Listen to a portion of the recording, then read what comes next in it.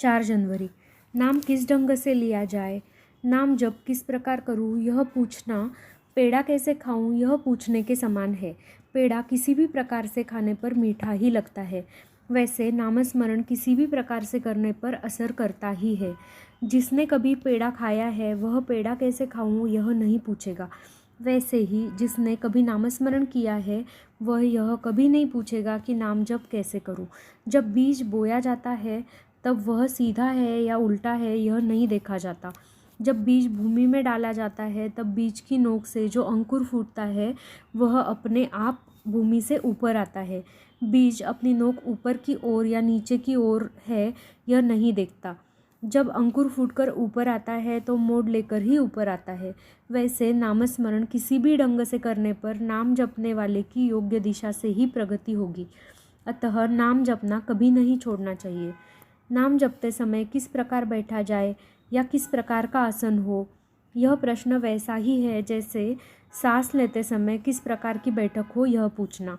मान लो किसी को दमे की बीमारी हो तो वह व्यक्ति क्या करता है, वह ऐसे ढंग से बैठने या लेटने का प्रयत्न करता है जिससे उसकी सांस लेने की क्रिया सहज रीति से बिना पीड़ा से सुविधा से हो, यही उसका ध्येय होता है।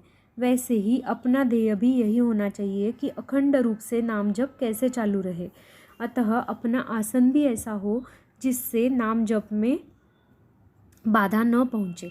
वास्तव में आसन तो ऐसा हो जिससे नामस्मरण में सहायता ही हो। आसन के बारे में हमें आग्रही नहीं होना चाहिए।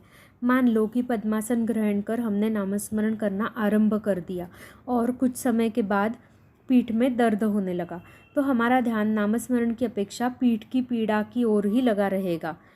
वस्तुतः नामस्मरण करते करते हम देह भावना को भूलना चाहते हैं, लेकिन परिणाम उल्टा यह होगा कि देह भावना की विस्मृति के बदले देह भावना प्रबल होगी। अतः नामस्मरण में खंड न पड़ने के अपने ध्येय को दृढ़ रखकर अपनी अपनी शारीरिक शक्ति का अंदाज़ा लगाकर सुखदायक आसन निर्धारित करना चाहिए। भगवत नामस्मरण के लिए कोई भी शारीरिक बंधन नहीं है। यही तो नामस्मरण की महत्ता और श्रेष्ठता है। मनुष्य को जीवन की किसी भी अवस्था में भगवान का स्मरण निरंतर रखने के लिए एकमेव साधन है नामस्मरण।